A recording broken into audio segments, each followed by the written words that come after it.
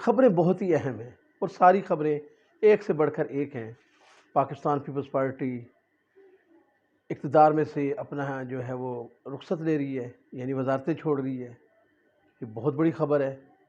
اور کیوں چھوڑ رہی ہے اس پر بھی بات کرنی ہے۔ اس کے علاوہ جناب عمران خان صاحب جو پاکستان کی سیاست میں 10 سال جو ہے وہ چمکتے رہے اور پاکستان کی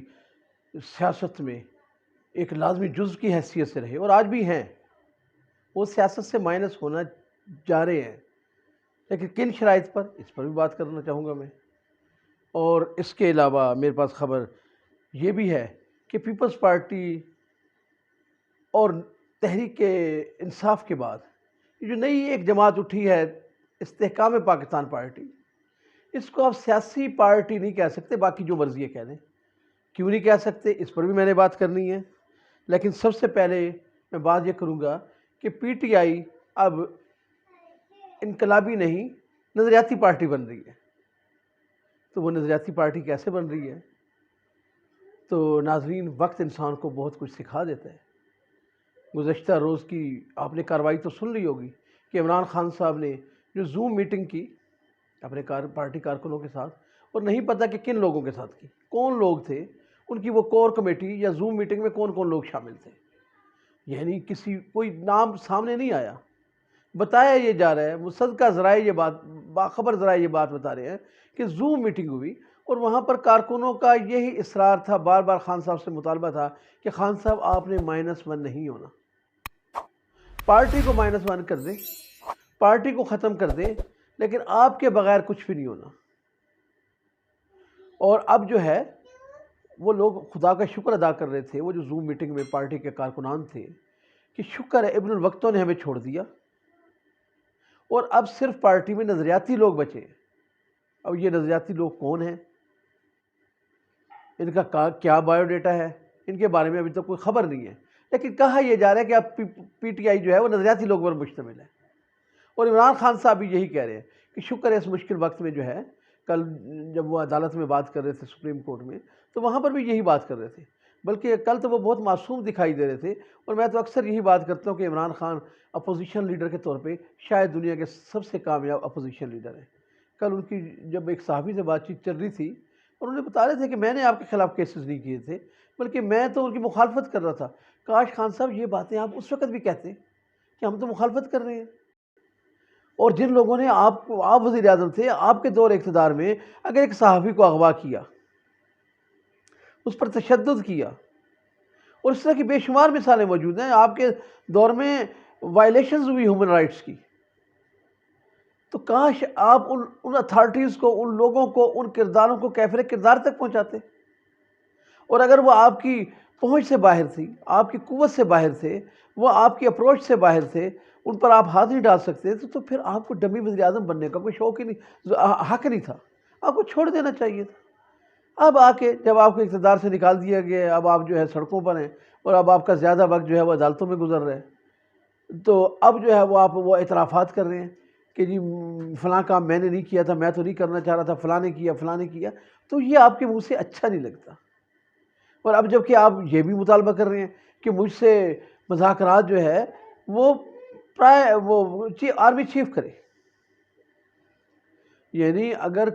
کسی بھی سطح پر کوئی مذاکرات ہونے ہیں جن کی آپ ہر روز اپیلیں کر رہے ہیں، ہر روز درخواستیں کر رہے ہیں، آنے جانے والوں کو جہاں جہاں پہ بھی آپ کا تعلق ہے انہیں چٹھیاں لکھ رہے ہیں، انہیں زبان سے کہہ رہے ہیں، انہیں ٹیلی فون کر کے کہہ رہے ہیں، بندے بھجوا رہے ہیں، جو سورس آپ استعمال کر سکتے ہیں آپ کر رہے ہیں، اور آپ کا مطالبہ ایک ہی ہے کہ مجھ سے مذاکرات کیے جائیں۔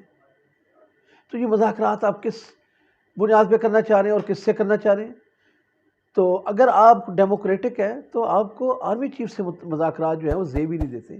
آپ خود کہتے ہیں، یہ آپ کا بیانیہ ہے، ریکارڈ پر موجود ہے، کہ اپوزیشن لیڈر جو ہے وہ کس کیپیسٹی میں ملتا ہے آرمی چیف کے ساتھ، اور بات یہ درست بھی ہے۔ اور اگر آپ آرمی چیف سے ملتے ہیں تو اس کا مطلب ہے کہ آرمی چیف سپریم ہے، وہ بڑا ہے، جبکہ ڈیموکریسی کیا کہتی ہے، آپ کی جمہوریت کیا کہتی ہے، آئین کیا کہتا ہے، آپ کی پارلیمنٹ کیا کہتی ہے، پارلیمنٹ سپریم ہے۔ تو اگر آپ نے پارلیمنٹ کی سپریمیسی ماننی ہے تو آپ کبھی بھی مطالبہ نہ کریں کہ آپ آرمی چیف سے ملیں گے۔ بھلے شہباز شریف کمزور ہوگا، فیصلوں میں کمزور ہوگا، آپ بھی کمزور تھے، آپ شہباز شریف سے ملیں، آپ کو ان سے ہی ملنا چاہیے۔ اور شاہ محمود قریشی سے جو آپ کی ملاقات ہوئی، اور 3-4 ملاقاتیں ہو چکی ہیں اور مسلسل ہو رہی ہیں، اور یہ بات درست ہے، اور آپ کی بات جو ہے کہ -1 میں نے نہیں ہونا، اور وہ بھی اس قیمت پر کہ شاہ محمود قریشی پارٹی کی قیادت سنبھال لیں، یہ آپ کا اچھا فیصلہ ہے، اسے نہیں سنبھالنا چاہیے، اس کو پی ٹی آئی کے ورکرز قبول نہیں کریں گے، یہ آپ کی بات درست ہے، لیکن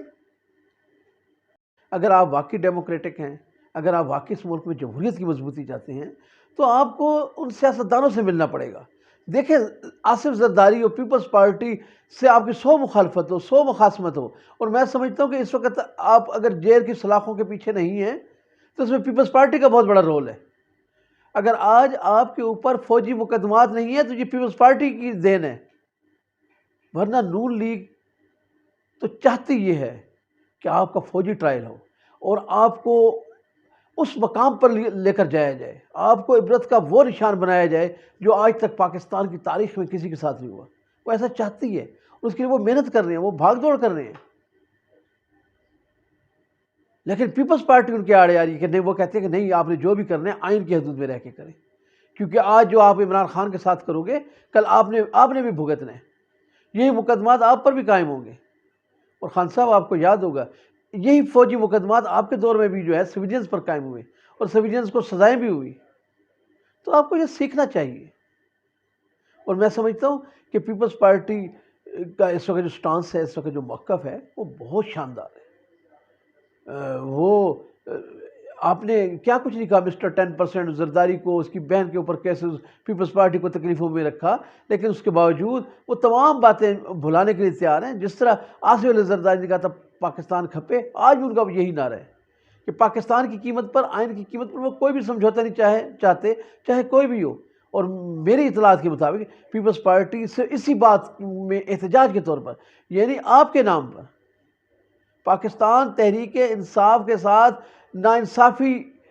کی خبروں پر جو ہے وہ جو اپنی استعفے دے رہی ہے، اپنی وزارتیں چھوڑ رہی ہے، آپ کو اس کو اپریشیٹ کرنا چاہیے۔ اور میں سمجھتا ہوں کہ یہ وقت کی ضرورت ہے۔ اور آخر میں استحکام پاکستان پارٹی کی بات کروں گا۔ ناظرین، یہ میں سمجھتا ہوں کہ یہ بہت ہی کمزور پارٹی ہے۔ کاف لیگ اور ظفر اللہ جمالی کی پارٹی، یا پرویز مشرف کی پارٹی، یا اس کے علاوہ جو بھی آج تک اسٹیبلشمنٹ نے پارٹیاں اسٹیبلش کی، میں سمجھتا ہوں کہ ان میں سب سے زیادہ کمزور پارٹی یہ ثابت ہوگی۔ کاف لیگ پھر بھی جو ہے اس کے جو صدر اور سیکٹری تھے، یا اس کے روح رواں جو تھے چودھری شجاعت اور اس کی فیملی، وہ سیاسی لوگ تھے، اس میں کوئی بھی سیاستدان نہیں ہے۔ حتیٰ کہ پارٹی کا سیکٹری جنرل جس کو بنایا گیا عامر کیانی کو، خدا کا واسطے یار، وہ کوئی سیاستدان تو نہیں ہے، وہ تو عمران خان کی سلوار میں ناڑا ڈالنے والا ایک شخص تھا، اس کو آپ نے پارٹی کا سیکٹری جنرل بنا دیا ہے، تو اس پارٹی نے کیا بننا ہے؟ خدا حافظ۔